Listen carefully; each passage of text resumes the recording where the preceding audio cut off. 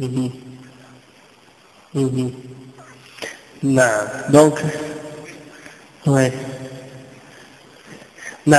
Donc, pour toi, l'islam, qu'est-ce que ça signifie?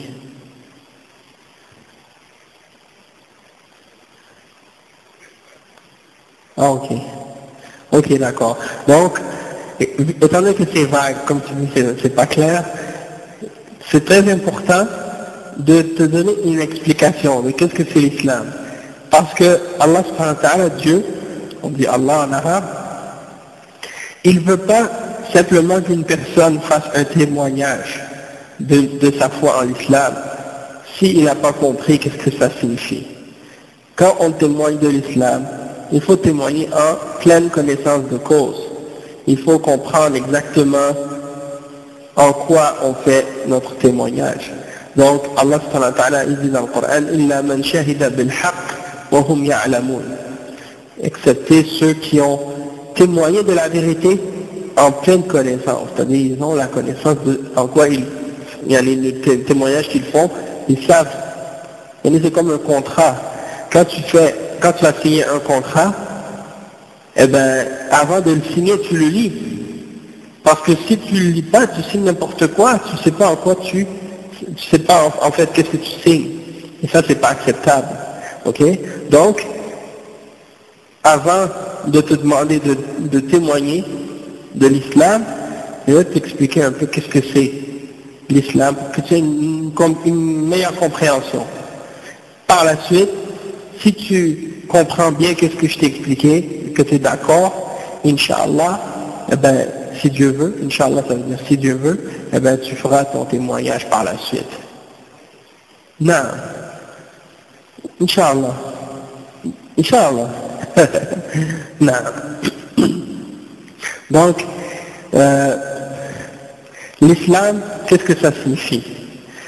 Hein? Ça vient du mot, ça veut dire en français la soumission, à l'islam, c'est-à-dire de se soumettre à Dieu. C'est ce que ça signifie le mot islam. Et quand tu dis que tu es musulman, ça veut dire que tu as appliqué cette soumission-là, c'est-à-dire que tu es quelqu'un qui s'est soumis à Dieu. D'accord? Donc on dit en français musulman, en fait c'est pour dire que c'est celui qui s'est soumis à son créateur. D'accord? Donc l'islam c'est la religion de la soumission à Dieu. D'accord? Et la base de cette religion-là, c'est établi sur un témoignage. Et c'est ce témoignage-là qu'on demande à une personne, qu'on demande à quelqu'un de dire lorsqu'il veut entrer dans cette religion, il doit prononcer cette phrase, et c'est ça ce qui va faire qu'il devient musulman, d'accord? Donc, l'important c'est de comprendre qu'est-ce que ça signifie ce témoignage-là, qu'est-ce que ça implique. Ok? Et ce témoignage en arabe c'est La ilaha illallah, Muhammadur Rasulullah. Et donc, La ilaha illallah c'est la base de l'islam. Ça veut dire, rien ne mérite d'être adoré excepté Allah. D'accord? Rien ne mérite l'adoration excepté Dieu, le Créateur, le Maître de toutes choses.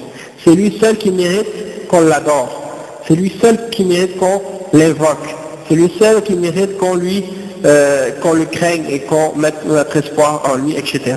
Toutes les formes d'adoration qu'on peut faire doivent être uniquement pour lui, pour Allah subhanahu wa ta'ala. On ne doit pas adorer rien d'autre en dehors de lui. Ni un ange, ni un prophète, ni un saint, ni un arbre, ni une pierre, ni une statue, ni une idole, ni un prophète, peu importe, même pas, ni un animal, peu importe qu'est-ce que les êtres humains peuvent prendre parmi les créatures comme idole ou comme objet d'adoration, tout ça c'est rejeté. Tu dois adorer Allah seul, le Créateur. Ton Créateur, tu dois l'adorer lui seul et rien d'autre avec lui. Donc ça c'est la base dans l'islam, c'est le principe fondamental. Et donc ça nous fait comprendre en fait que premièrement on doit croire en Allah, on doit croire en Dieu. Et nous lorsqu'on dit qu'on croit en Dieu, dans l'islam, ça a une signification particulière. Et en fait, c'est ça ce qui nous distingue de toutes les autres religions. C'est ça ce qui fait que l'islam est différent de tous les autres croyances, de toutes les autres religions sur la terre. Parce que quand on dit qu'on croit en Dieu, ça a une définition ou une signification particulière à cause du témoignage de la ilaha illallah. D'accord? Et je vais t'expliquer un petit peu pourquoi. D'accord? C'est que premièrement, tu dis que tu crois en Dieu, mais l'important, c'est pas juste de dire je crois en Dieu. Parce que la plupart des gens qui croient en une religion, ils disent nous aussi on croit en un Dieu. Les chrétiens disent nous croyons en Dieu. Les juifs disent nous croyons en Dieu. Les hindous disent nous croyons en un Dieu. Ou à plusieurs. Hein? Donc chacun va dire nous croyons en un Dieu, mais c'est pas ça qui fait vraiment la distinction entre les religions. La distinction c'est autre part. D'accord? Et c'est ça ce qui est important de comprendre. Donc premièrement, quand on dit qu'on croit en Dieu, ça veut dire quoi? Ça veut dire que il y a un seul Dieu qui a tout créé dans l'univers. Okay. Il n'y a pas d'autre qui partage quoi que ce soit dans l'univers avec lui. Toutes les particules qui composent notre monde, c'est uniquement lui qui les a créées. Il n'y a pas un autre créateur avec lui qui partage quoi que ce soit dans ce monde. Il a tout créé, il a le pouvoir sur toute chose.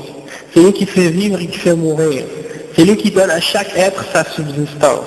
Il n'y en a pas deux comme lui. Il est le seul et l'unique, le maître de toutes choses. D'accord? Ça, c'est la base. Mais c'est pas suffisant de juste comprendre ça pour dire qu'on est un musulman. Parce qu'il y a d'autres aspects encore importants que si on ne les a pas compris, on n'est pas sauvé encore de l'idolâtrie et de l'égarement. Et ces principes-là, c'est comme si tu dis par exemple que c'est pas suffisant juste de dire oui c'est Dieu qui a tout créé, mais tu dois dire c'est lui seul que je vais adorer. C'est à lui seul que je vais offrir un acte d'adoration, pas à autre. Donc quand on regarde les êtres humains, on voit que c'est ça, c'est là qu'ils ont dévié, la plupart d'entre eux, ils ont dévié là-dessus. Hein? Par exemple, le chrétien, il dit oui, je crois en un Dieu unique. Mais quand il va prier, il prie à qui? Il prie à Jésus, il prie à Marie, il prie à un saint. Hein? Ils prennent entre eux et Dieu des intermédiaires et des intercesseurs. Ils ne veulent pas aller directement à leur créateur, ils passent par quelqu'un d'autre. Si on voit par exemple en Haïti, eh bien les Haïtiens, qu'est-ce qu'ils ont fait? Ils ont accepté le christianisme durant l'esclavage, mais qu'est-ce qu'ils ont fait en même temps? Ils ont attribué à chacun des saints de l'Église une loi parmi les lois dans les croyances des vaudouisants. Hein? Et donc quand tu vois les catholiques parfois qui prient Saint Jacques ou Sainte Rose ou une autre, je ne sais pas quel nom, ils ne prient pas nécessairement ce saint-là, mais en même temps peut-être qu'il est en train de prier le loi dans le vaudouisme. Hein? Un loi. C'est comme un esprit en réalité auquel ils attribuent une entité, une existence, et puis ils les prennent comme des intermédiaires entre eux et Allah subhanahu wa ta'ala. Et ça, c'est un peu comme les gens qui adorent les djinns. Hein, exactement. Donc ils leur vouent un acte ils leur vouent des actes d'adoration. Ils leur demandent des faveurs, hein, ils leur offrent des services, ils leur demandent des services en échange de certaines formes d'adoration, de certains rituels qu'ils doivent performer et des trucs qu'ils doivent donner en cadeau, soi-disant, à celui qui représente ou qui vient parler au nom des lois, que ce soit un prêtre, hein, un ougan ou autre chose. Ça c'est un exemple. Dans le christianisme, ils ont mélangé le christianisme avec ces croyances-là. D'accord? C'est pour ça, des fois, la plupart des Haïtiens, ils disent catholiques, mais en réalité, ils ne sont pas vraiment des vrais catholiques. Parce qu'ils ne croient pas vraiment à la même croyance qu'est-ce que l'Église leur demande de croire. D'accord? Mais c'est juste pour ça comprendre que peu importe la religion, c'est pas le nom de la religion l'important. Quand ils font ces choses-là, tu vois que peu importe l'image qu'ils se donnent, ou le nom qu'ils se donnent à leur religion, tu vois qu'ils ont fait la même erreur. Les chrétiens, ils ont fait la même erreur, les vaudouisants, ils ont fait la même erreur, hein, et les autres croyants, ils ont fait la même erreur. Ils ont pris entre eux et Dieu des intermédiaires dans leur adoration, au lieu de passer directement à Dieu. Soit ils ont pris des anges, soit ils ont pris des saints, soit ils ont pris des djinns, soit ils ont pris des lois, comme ils les appellent les lois. En réalité, les lois, c'est les djinns. Hein. Soit ils ont pris des objets, des roches, des pierres, des statues, ou d'autres choses. Ils leur demandent de les rapprocher de Dieu, ou de les guérir d'une maladie, ou etc. Toutes sortes de choses de ce genre. Parce qu'ils se disent, nous, on est imparfaits, on est pécheurs. Et on a donc besoin de quelqu'un qui est plus près de Dieu, qui est plus pieux. Lui, il va demander à Dieu à notre place. Hein? Alors que c'est ça exactement que Dieu a interdit. Il t'a dit, prie, demande-moi directement et je vais te répondre. Pas besoin de passer par quelqu'un.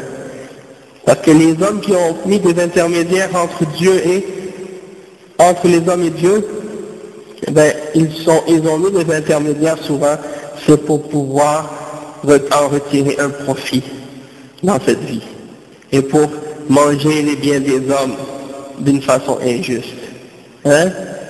Parce qu'il dit, si tu veux aller par Dieu, tu dois passer par moi, et si tu passes par moi, tu dois me payer ou tu dois me donner quelque chose, sinon tu ne vas pas à Dieu. Donc c'est comme si c'est eux qui détiennent la porte ou la clé pour amener les hommes vers Dieu. Et ils en profitent, ils utilisent ça pour contrôler les hommes et pour faire qu'est-ce qu'ils veulent. Donc ça c'est quelque chose que Dieu a interdit. Hein? Et donc, ce principe-là, c'était la base des conflits entre les prophètes et leur peuple.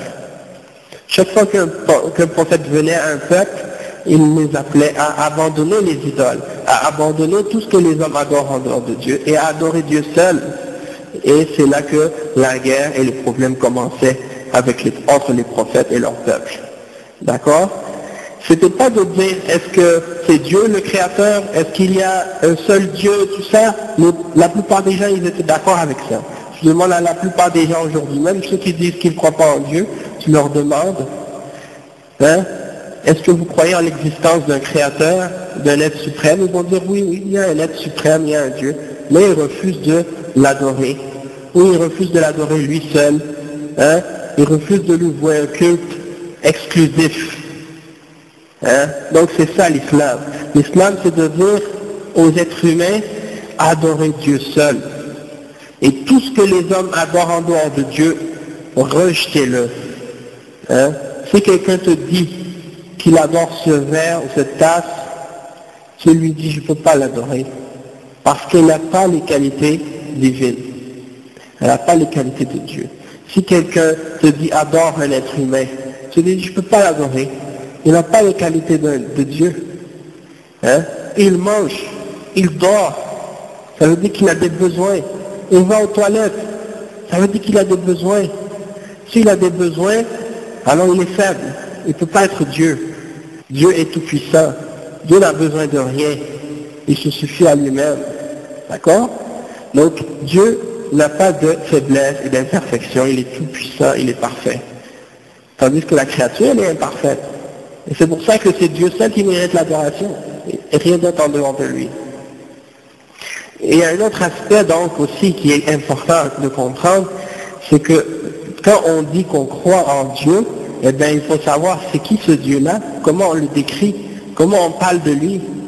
Hein? Et donc Dieu nous demande de croire en lui et de le décrire tel qu'il s'est décrit lui-même, et tel qu'il a parlé de lui-même. Et non pas de parler de Dieu comme bon nous semble, ou selon notre imagination, ou selon ce qu'on ressent. Non, on parle de Dieu selon la révélation de Dieu, selon ce qu'il nous a fait connaître de lui-même. D'accord? Et c'est ça l'islam. Donc, qu'est-ce qui est dangereux dans la question